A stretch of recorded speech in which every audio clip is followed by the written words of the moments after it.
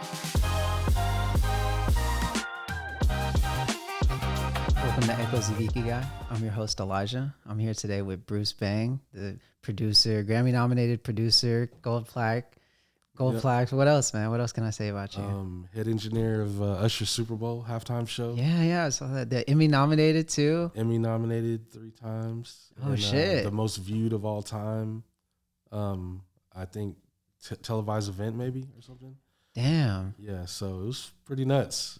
That's awesome, man. That's awesome. I think I met you first through Baby Bash. Yeah. I think he brought me to iMix for the first time, and that's when I got to kind of see you work Right. for the first time, and it was really interesting because I started to see that a lot of the classic Houston legends, man, they all go to iMix. Yeah. Like that's their preferred choice. I mean, Right. and most of them, like if they're not at iMix, 9 times out of 10 they're at their home studio. Exactly. And that was what I found really interesting about you. It was like, damn, like they're all still coming to this guy. Like this is really cool. It's tough. How'd you meet Bash? So Bash originally, I think he came with Lucky Luciano. And I don't even know how I got connected with Lucky. But at the time, I was maybe recording Lucky. He brought Bash in, and Bash just loved the studio. Yeah. And then he started bringing all his people after Yeah. that.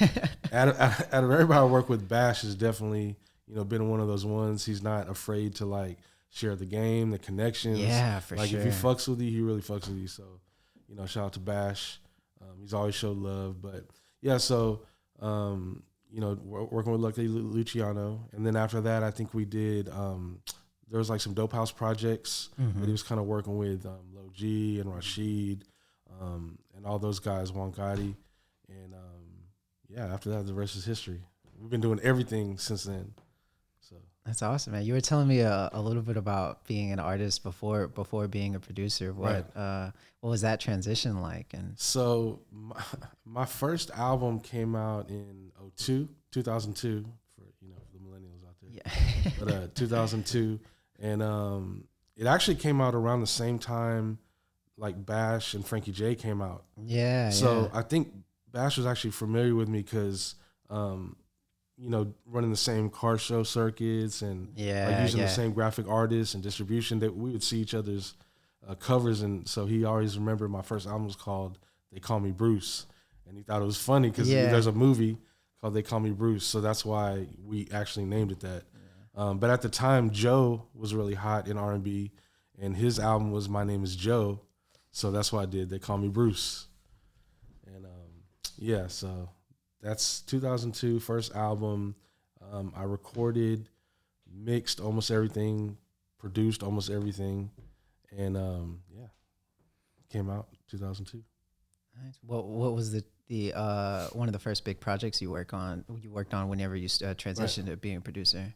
The very first project I ever produced on was PSK 13.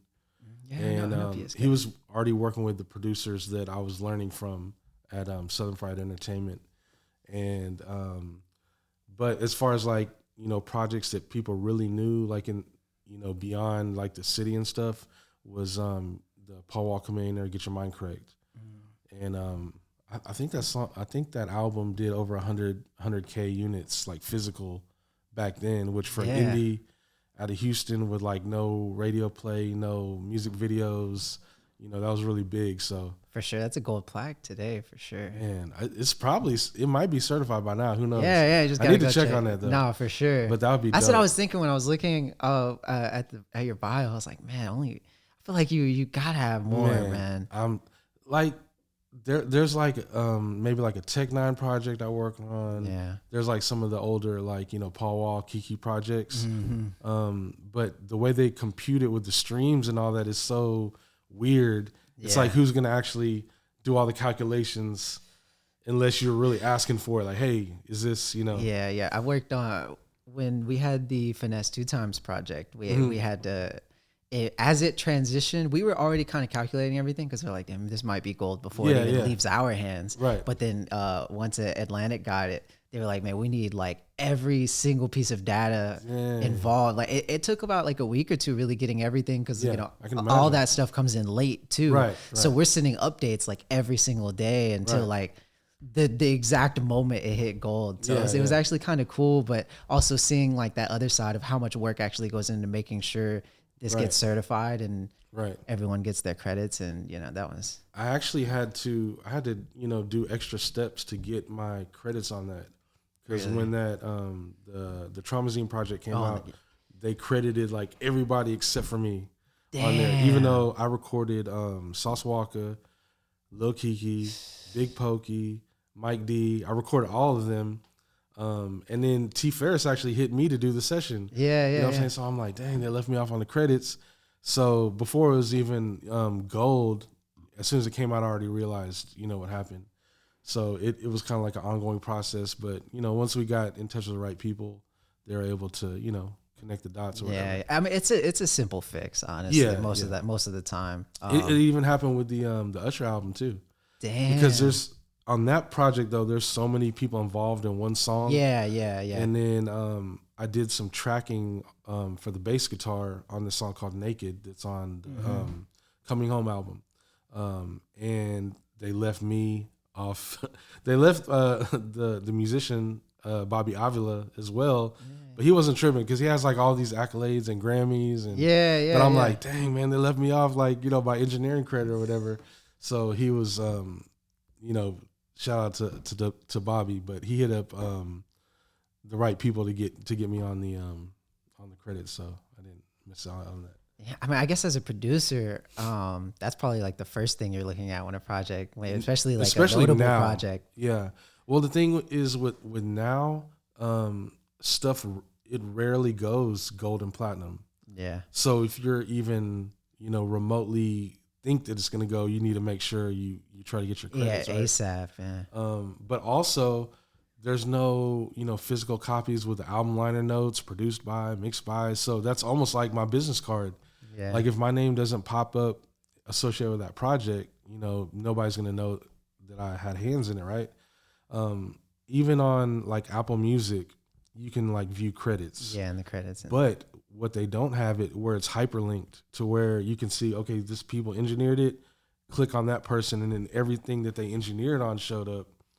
That's how I feel like it should be. No, for sure. And I think Spotify is actually getting a little bit better about that with like, I think they have like writers accounts now. Oh, okay. Yeah, cool. Yeah. So you should definitely look into that. I don't know if it's definitely not to the point where you're talking about yet, but I agree. Yeah. I think that's where it needs, for sure. I mean, producers, I mean, everyone involved, you know, even if you're just a guitarist, you know, like why can't you just have like that happens several times too, you know, because they're not going to say featuring this person on the guitar. Yeah.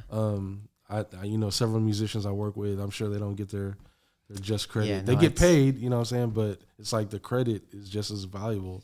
Yeah, that was one of the biggest things that we had preached on at South, man, was like any of the publishing stuff. It was like, bro, we will give you the split sheets, like just get it done in the studio like if you can. You're handcuffed with the song. You can't do some stuff if it's not, you know, signed off on. So yeah, it's not eligible for placements or anything. You know, some of that stuff we would send a handful of things up to Virgin or Ingrooves, what like it was. Sync licensing and stuff like that. Potential. Yeah. They told us like, you know, every week or every month or so, like people will hit them up. So it's just good to kind of keep them in the loop of like what we have that's clean and fast. Yeah. You know, because sometimes that's just what they need. And a lot of times it's just like, it's super specific too, they said. They might want like old country. Trust me, I know. So, you know, it's like very specific. Yeah. So it's very rare. I have a couple of friends that's their main thing they do. Yeah. And through those relationships, I've released on some like sync license placements.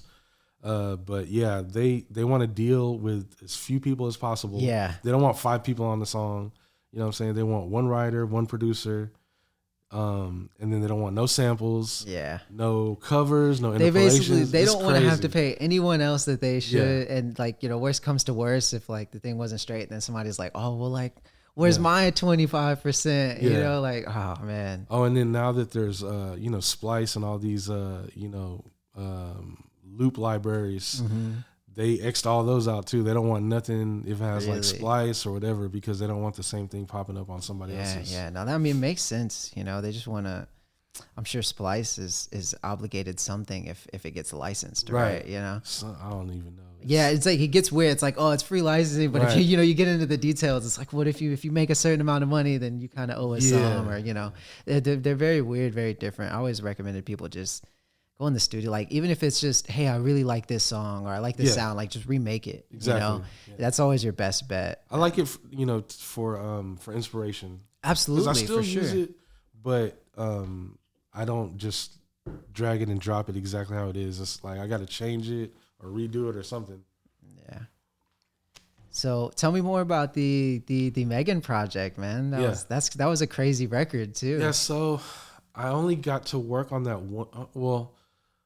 I worked on that one song, and that was through T. Ferris, and I'd actually mixed a song that she did when she was with 1501 Entertainment with Carl Crawford. Yeah.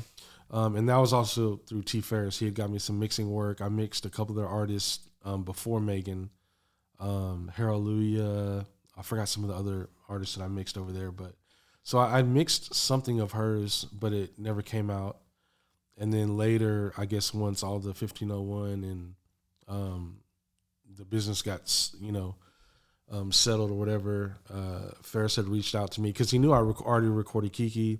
I already recorded Pokey, and I knew Sauce Walker as well from recording him, so it just made sense to do it all at iMix, which is, I think a lot of times that's why everybody's there, because Pokey came because Kiki was already there. You know what I'm saying? And then I'd already been working with Paul, Kiki, Lil O. He's like one of the first projects that I worked on after I started iMix. So yeah, all the Screwed Up Click guys, I've been working with them, or people that would pay them for features. A lot of them, that's how I met them the first time. That's how I met Pokey. That's how I met Flip and Kiki, I believe. It was artists getting features from them, and I would end up recording the feature. They would see the studio. They would like, how the process was. And then they're probably like, well, this guy got all the people that's coming through with the money too. So, I might as well work over here and get some more features too. I'm sure that didn't hurt. Sure. But it was really dope because it kind of had like the synergy to where you almost wouldn't know who you're going to run into when you're over there. Yeah. But everybody was cool. Like you might have some track sounds working with somebody in the other room, and then they already wanted to do a song with who I'm working with, and then they would end up, linking up after that. So did you get to work with Pokey before the Sensei project, or? I had recorded him, like I said, on some features. Okay. So this is probably like maybe it's before iMix. So it's probably like 05, 06. I recorded Pokey on some features. And then maybe like a year before the Sensei project, a year and a half, Pokey reached out to me to mix a couple songs. Kiki had told him, hey, you need to get Bruce to touch that up, whatever. So he came in and he remembered, working with me in the past. So it was pretty dope, mixing those songs.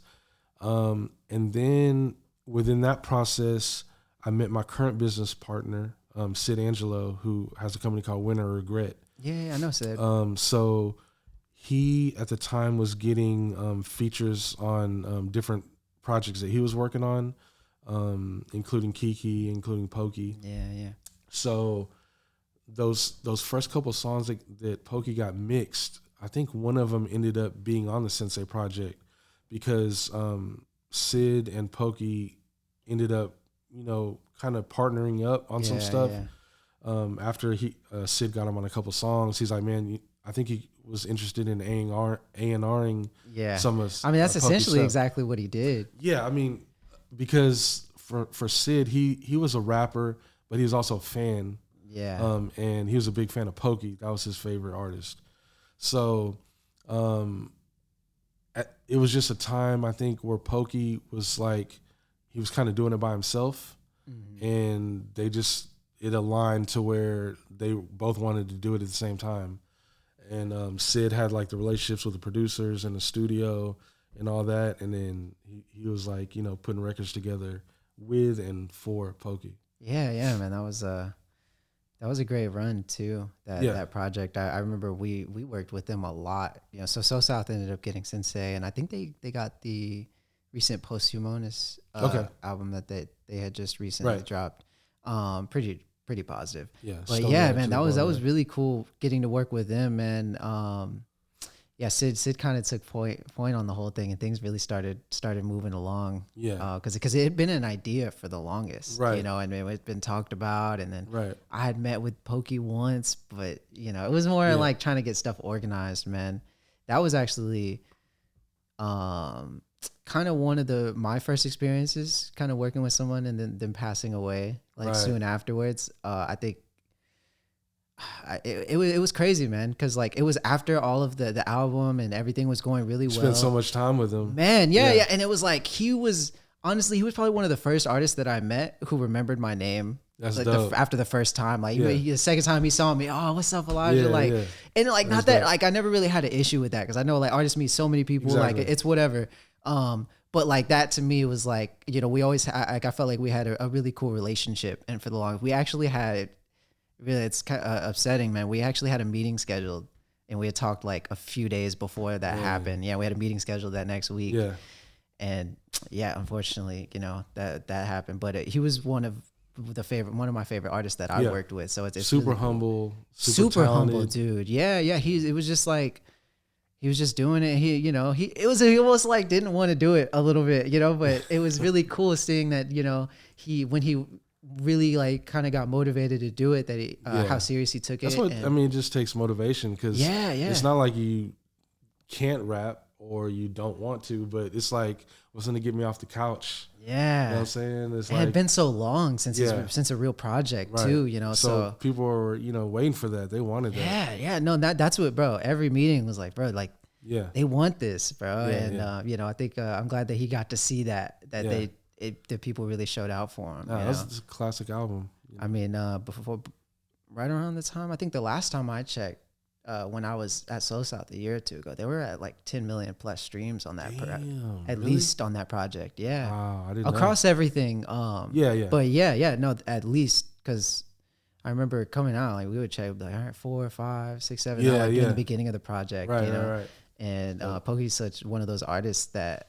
A lot of his catalog is just kind of almost increasing over time, you know, like the streaming. It's really weird where like a lot, especially like an artist like Kiki is really like a prime example of someone who's really just kind of like gradually increased. Yeah. Over like after that big initial, you know, their run and all the stuff that they did, you know, they're still getting like, he's still really working those algorithms. Yeah. Man. He was telling me something like, sometimes they'll do like the features, like say with like, you know, the Mexican OT or somebody. Yeah. And it just brings a whole new resurgence of like their, you know, fan base. For sure. And even the Megan project was, it's like as big as, you know, they are in Texas, it's like the different generations may be familiar, but they may not listen to what they have coming out. But, you know, doing some of those features, like as much as they helped OT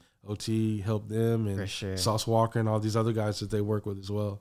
You know, Fastlane, Young Al, like a lot of these guys, you know, they put them in the faces of like our generation, and then now they're bringing them back to the younger guys. Yeah, man, it's that was so interesting watching both of those projects. I was working really close with Kiki when those came out. Yeah, the Megan project and then the OT project. I mean, the Megan project was like, I mean, he probably went from somewhere like 200,000 or 300,000 monthly listeners to like 1.2 million. I think for like a day or two, it might have been like 800. Freestyle came out. Oh yeah, that was insane. But what's really interesting about that is that it found a higher medium that like when things started gradually going down, it's like, okay, now it's like 300 or 400K. Yeah. So it's like it was really interesting. Every time you do one of those projects, he's up like on average on those low months, it's still up like 100,000 monthly listeners. Like it's crazy because, you know, usually, I mean, I guess, you know, you have your really bigger artists that like can still work those projects, and obviously those things are going to go up and tour and do all those other things. But it's really interesting that like a lot of the people I was working with at the time were like those older guys who had kind of had their runs and were really just trying to get their shit together. Yeah. You know, and seeing he was still working it and seeing it work as he was trying to work it was really interesting. And Kiki, he's like a master at putting his projects together. Like he loves to do it. Like he's not just going in there and dropping all these songs and not thinking about what he's talking about. Like he's specifically working with certain producers, getting certain sounds for certain records to feature certain people. Yeah. And then he got the whole thing planned out. Like it's dope, you know, being a part of that process, like seeing him work. Yeah, he was definitely the easiest to work with as far as like the asset side. Just like when he's coming through, he'll let us know, obviously, like, you know, months in advance that he's working on a project. And then, but when he's ready, it's like, okay, here's the masters, here's 2 videos, you know, like here's the lyrics, like every single thing we needed. You know, the covers is fine, you know, like different versions of the covers and all types of stuff. I think I threw a kink in some of his stuff when I went to Super Bowl. Because he was finishing up a project, and then I was like in Vegas for 3 months or whatever, off and on. So, you know, I feel him that he's like, hey man, I need to get this done. I just had a session with him today before I came, and same thing. We got like all these songs done, and he's basically, you know, putting which ones are going on the project, like what the lineup and the order is. But he's like, man, I just need like an hour to come in and fix these couple little pieces and then just, you know, finish up the mixes and I'm good.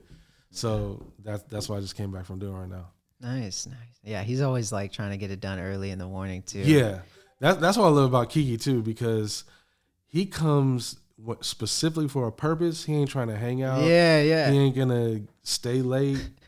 You know, he's gonna do whatever he needs to do, and he got it all lined up. You know what I'm saying? Like some people, they come, they're like, you know, I got these beats. You know, can you play these beats? And then they're kind of don't know what they're gonna work on. They just like let the vibe take them wherever. But I like the people who come in early, on time, get it done, and then, you know, it's. They knowing that they have their stuff together makes me easier to do my job. You know what I mean?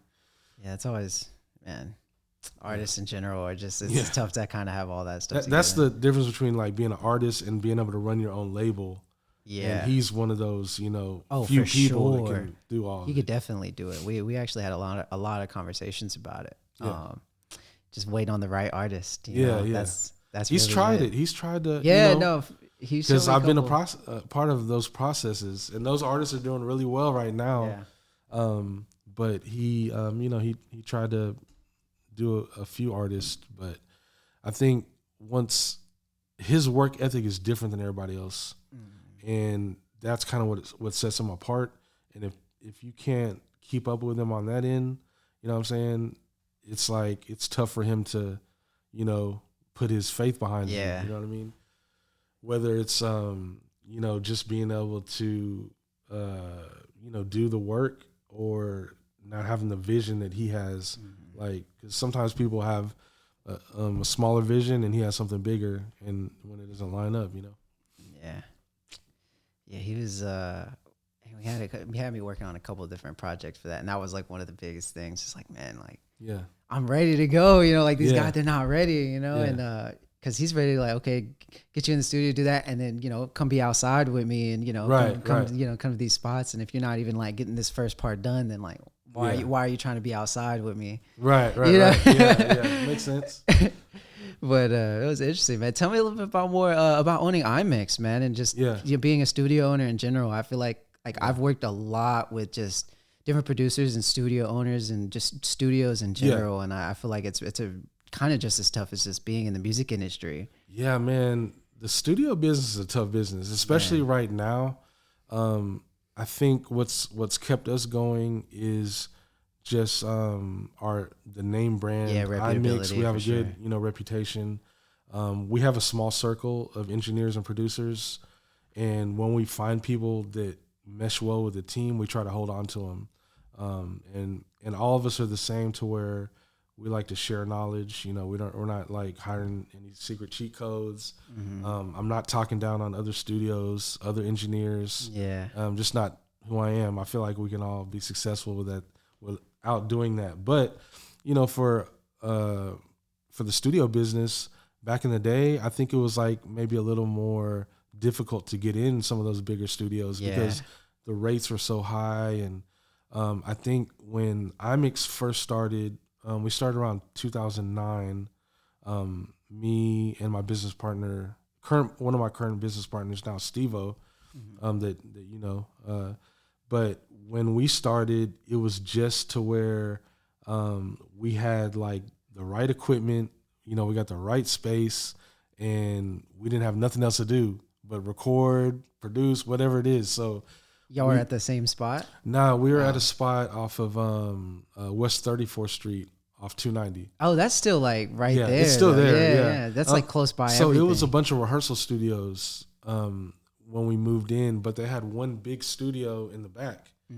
And I think when I first, so I had a small room at this building with AC High, which is that girl Lele's dad. He was an artist in a group called Aquelio back then. But so AC had convinced me to partner up in a small room with him. I put my equipment, he can record whenever he needs it, and then I'll use it whenever I need it. Yeah. But that's what got me in that building, and then that's when I saw the bigger one. So later when AC was not wanting to do that anymore, then I kind of set my sights on the bigger room. Yeah. You know what I mean? So got the bigger room, got all the equipment together, and then Steve-O joined me, and then he knew a bunch of people on the north side, and I knew everybody on the south side. So when we kind of got together, it just like brought both worlds together. And then he was a type where he'd be going to all the events, all the concerts and all that. Yeah. And I'm not. You know what I'm saying? He'd be at the strip club, but not for the strippers. He's like, trying to network, passing out flyers, slang mixtapes, whatever it was. But so we kind of came from two different worlds, but we, meshed really well on the business side and the creative side. So, I think when we started, we were probably charging like $40 an hour, $40 an hour. But it's like we had like, Neumann mics and Pro Tools and like all this, good gear. So we got a lot of people, to record. So the first location of iMix, we did some stuff for Kurt Cobain's, Propane, Marcus Manchild, DeLorean, Killer Calione. Like that's the time where it was like AMG. I don't know if you remember. So Boston George had a label. Killer Calione, Marcus Manchild were on the label. So we were working on all these artists that were kind of like bubbling. And then when Kirko popped off, and then like all these other guys kind of started like bubbling up a little bit more, they're all like, where did they record? And, that's how we got like a lot of the people. Because this is when we're kind of like the DSLR cameras kind of got cheap too, so I bought a Canon 7D. Oh shit! So we were shooting in studio videos, footage, behind the scenes, and it was kind of like the birth of that era. So we had like a little blog, and then we were posting the videos on there, and eventually, other producers that we knew started getting rooms at the same building. So we had Devin the Dude had a studio in there. My boy Chris Rockaway had a studio. Ill-Fated Productions, Steve-O Valdez. I don't know if you're familiar with the Odd Squad. So Blind Rob and Carlos, they had a room. My mentor from Southern Fried Entertainment got a room. So it turned from all these rehearsal rooms to having like 8 producer studios. So then you had all the artists coming to work with the producers, but they needed somewhere to mix. So I had the mix room in the building. So I think I got a lot of mix stuff initially like that. Yeah, no, for sure. That's like the first thing when something pops off. Yeah. I feel like with the producer they don't get the credibility usually. But, it's like a lot of the times people who do know are like, man, who the fuck produced this? Where did this come from? So they hear it, you know what I'm saying? For sure. But there's a little bit about what we were talking about earlier, man. But and it's so interesting though.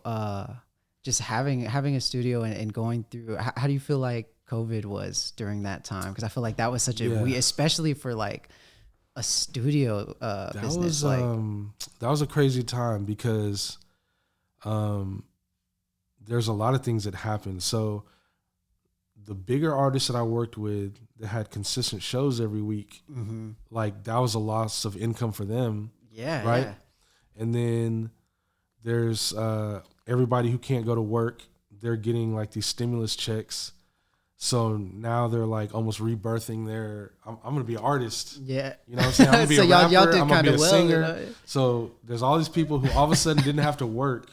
And then after sitting at home for like a month, they're probably like, man, I need to start rapping again. You know what I'm saying? So there's a resurgence of artists that may never be artists because they were working a 9 to 5, right? Yeah. And then for me, it's like as a producer or engineer, a lot of times it's like we're check to check, project to project. That's how we eat. Yeah. So when there's like no money coming in, and then you have no sessions, you're not selling beats. Like, it's like a really weird situation. So I personally classified myself as an essential worker, and I still worked because I'm like, okay, all these artists that are normally making their money doing shows, they can't do anything unless I go to the studio. Yeah. So like, Bash and Paul and all these guys, like they're still working on music, even though they're not doing shows. So I still had a pretty busy year, 2020, but it's just, I'm like in there disinfecting like the microphone and the discs, and then half of us are wearing masks. Some people aren't wearing masks.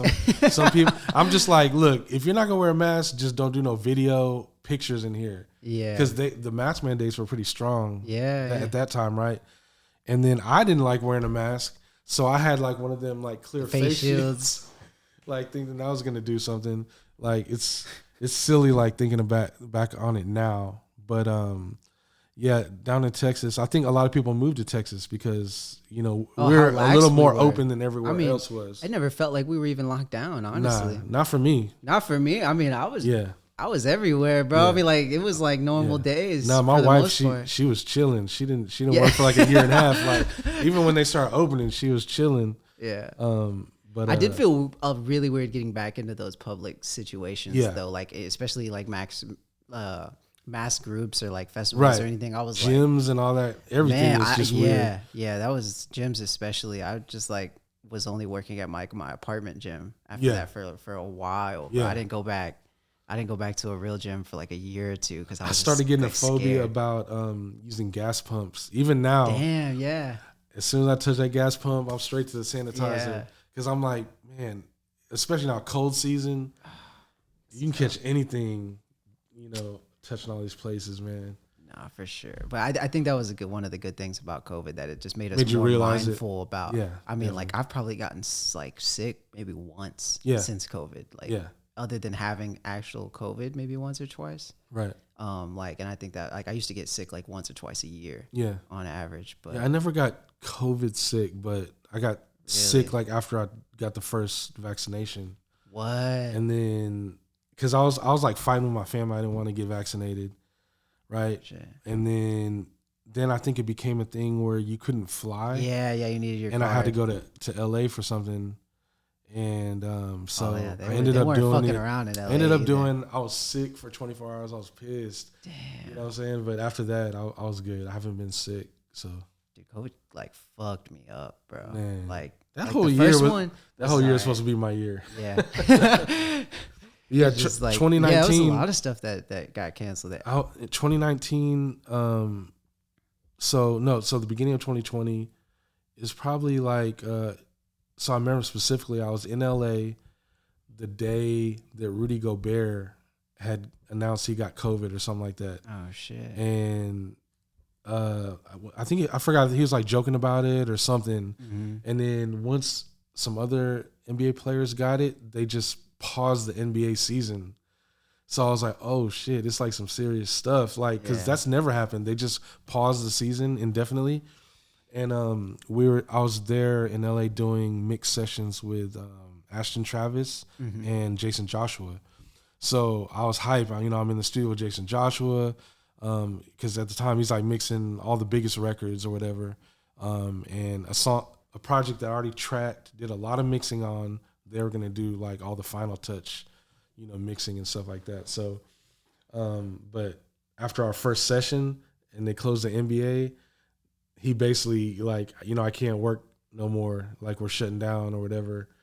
And I'm going to Whole Foods. I remember everybody's like getting all the water. There's like no water left at Whole Foods. Damn, I was like, man, I need to get back to Texas. Bro, yeah, that shit was crazy. I was supposed to work on Kiki's and Paul's project, Slab Talk. Yeah. Right. I mean, we were like everything was pretty much done. It was like getting ready to get into the marketing campaign and the release. It was like, I think it's still like a month or two away from this. I don't remember exact date it released, but yeah. And then it was like COVID hit and our PR team, it was in New York. Yeah. And they were like, yo, like they basically like, that was like the worst. Yeah. They were like, bro, we're canceling everything. Right. Like we don't know what's about to happen. We don't know where this is going to go, and it kind of messed the whole project up. Cause I mean, along with like their shows and like they were like trying to plan some tour thing. And it was like, everything was just like, I guess we just like were posting on our socials, you know what I mean? And like kind of just working the ads and working the algorithms.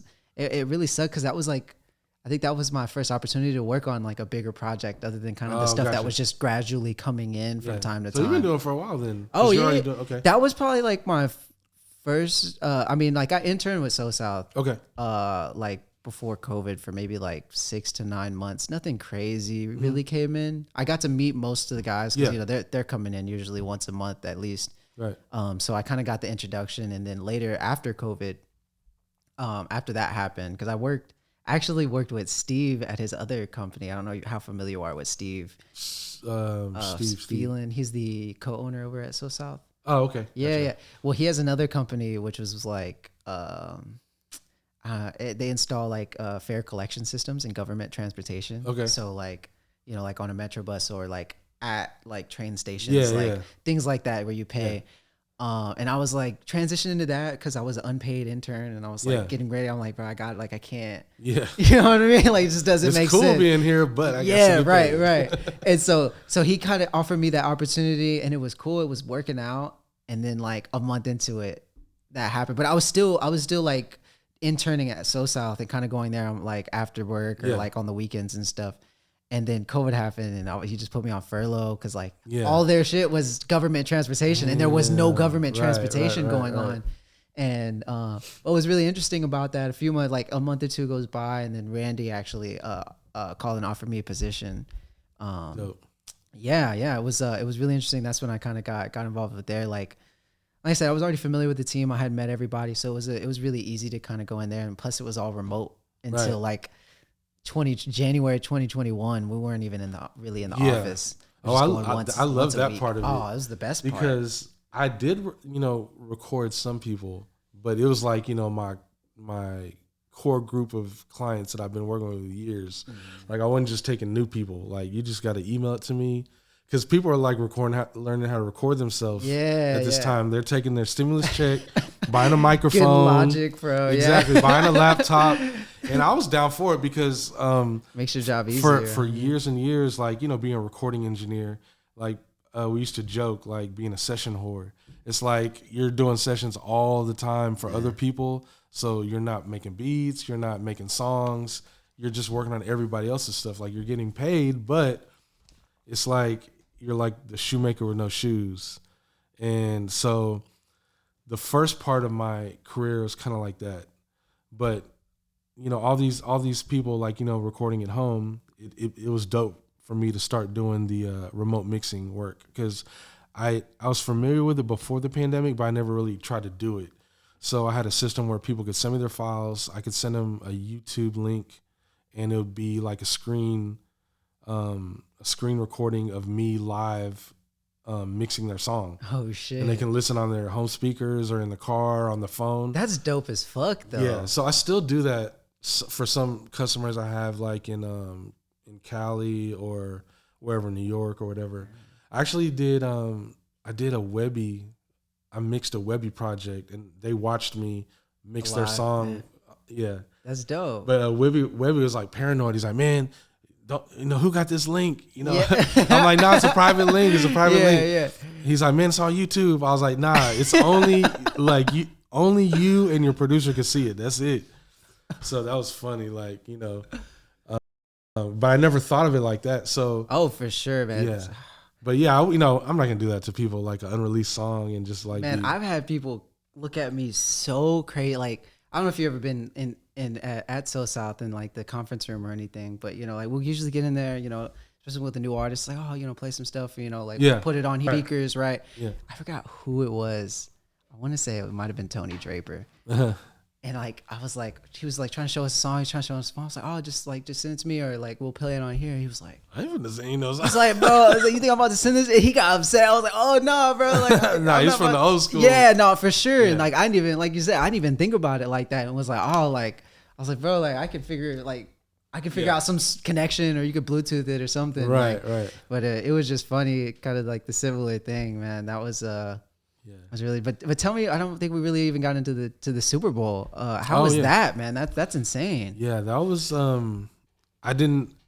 mean, of course, I know Super Bowl's big, but I wasn't really aware of how big that Super Bowl was going to be because it was in Vegas, being the first one in Vegas. Oh shit, that was the first one. Yeah, and then Usher doing the Super Bowl. Yeah. You know, I knew that iconic, was crazy, right? Yeah.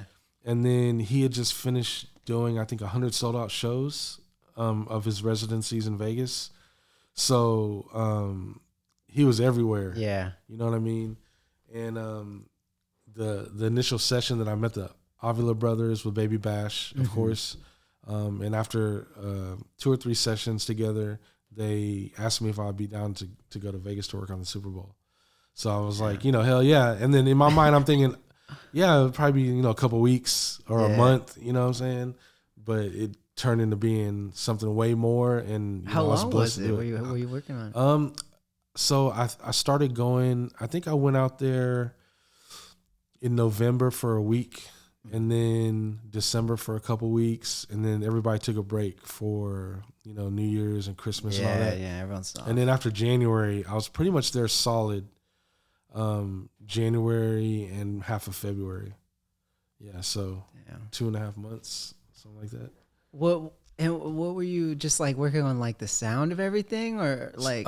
So pretty much everything you heard, like I recorded or arranged it or like co-mixed it. So so first of all, when we're talking about like doing a show, my experience of doing a show, it was 2 things. So one, it'd be like, say, Paul Wall, you know, I got a show. Oh, I need to put a 20-minute show CD together. Yeah. It's like, okay, I want to do this song, cut it off here. I want to do this song, this is like dealing with the MP3 of the song, right?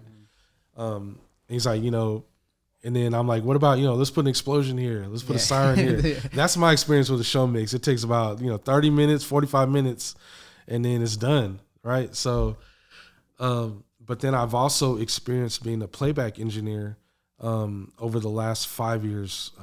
So playback engineer is like you're pretty much running Pro Tools on stage. Oh, shit. So traditionally you have a front of house engineer. They're responsible for mixing the levels that the audience hears, right? So that's the one you see like at the back of the crowd, and he's doing that. Okay, that's what I was gonna ask. So do you get to hear what it's gonna sound like at a stadium before you even play it there? Oh, yeah.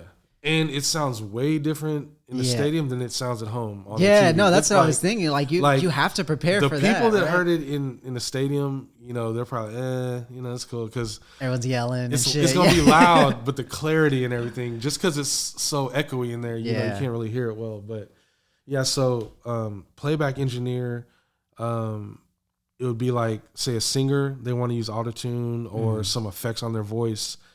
I would have like the Pro Tools session of all the music, and then a vocal coming through and doing auto-tune on their vocal, and then send it to the guy that's doing the sound. So those are my 2 experiences with doing shows prior. And then what I walked into is like a culmination of everything. It's like, you know, we have the whole production team, which we have the audio side that I'm in. So the Avila Brothers he's like the music director. He's in charge of like, you know, all the musicians, like doing the studio stuff.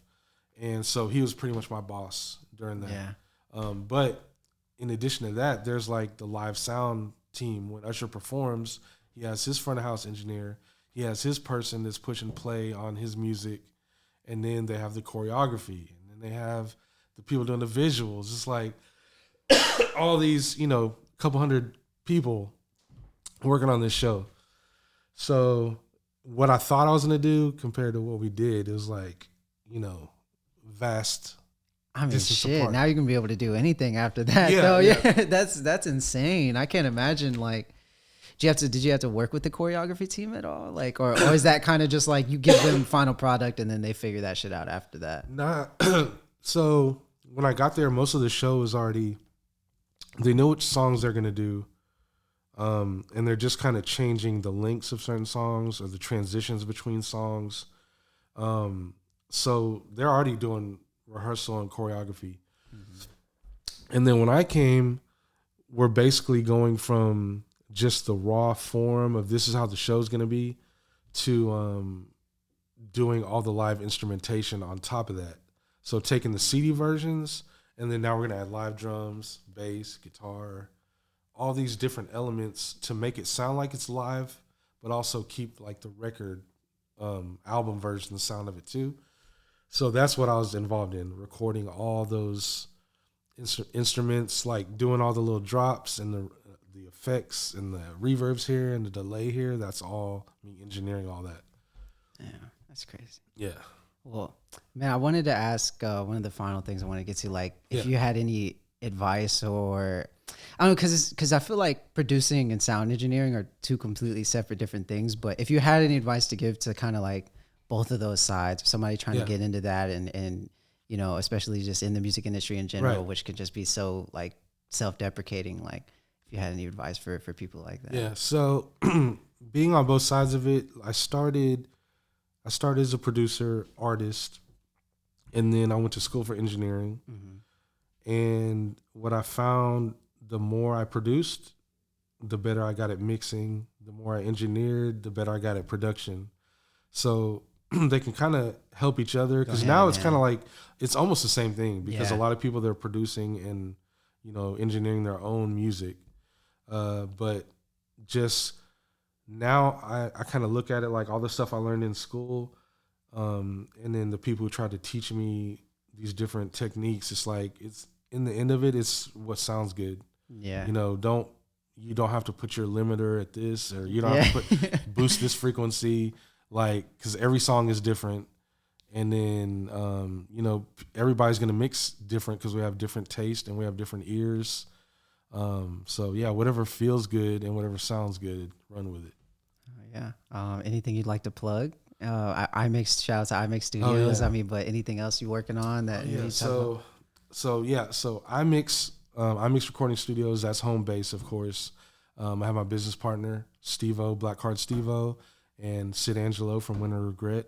But I'm also a head engineer at a studio called Weinberg Studios, where we have one of the, I don't know if there's another Atmos location, but so we have a Dolby Atmos. Yeah, I remember when you were telling me you were first working on that. Oh yeah. So it's still kind of early, but as far as studios that are set up and ready to go in and listen in Atmos, I don't know, I think Barron might also have one, but as far as that, I'm head engineer at that studio, and then I'm also helping out with a couple other studios, Dope House Records, their label studio, and Lions Den Studio. So I'm connected to all these different spots, but iMix, of course, is home base, and then I'm also working on a comic series called Slow-Fi Chronicles.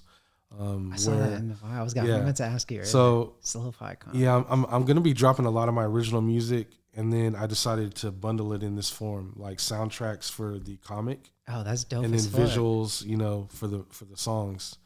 But I've done so much music for other people. Now it's like I want to have my own catalog of music, and then this is gonna be the first drop, and I'm trying to throw everybody on there I've been working with all these years, to give them some shine. And as well as helping you get my records done now. So, yeah, man. I mean, that's also like one of my intentions with the podcast was like, I spent all this time working on all these other projects. I mean, like really like I could go into detail about how much money I've made for other people, right? And you know, just like I'm sure you got some good stories, bro. So the smallest percentage, you know, possible is right. like, there you go, you know. And it's I loved being a part of it, loved working on the projects, but it's like I don't have that project that I'm working on that I get a big piece of, and that I can break other people off. Like I would love continuing to do that, but eventually, like this is my project that hopefully gets to the point where like I can, you know, like you come on here and then all of a sudden, you know, iMix is blowing up with calls, you know, like that. That's my goal, is like the people I bring on here. It's this mutual beneficial relationship that is just a no brainer that, you know, but eventually, but yeah, I appreciate you coming through, man. It was a good talk. It was good getting to know you a little bit better, but I appreciate it. Yeah. Thank you guys for tuning in. Dope. That's it. Dope, man.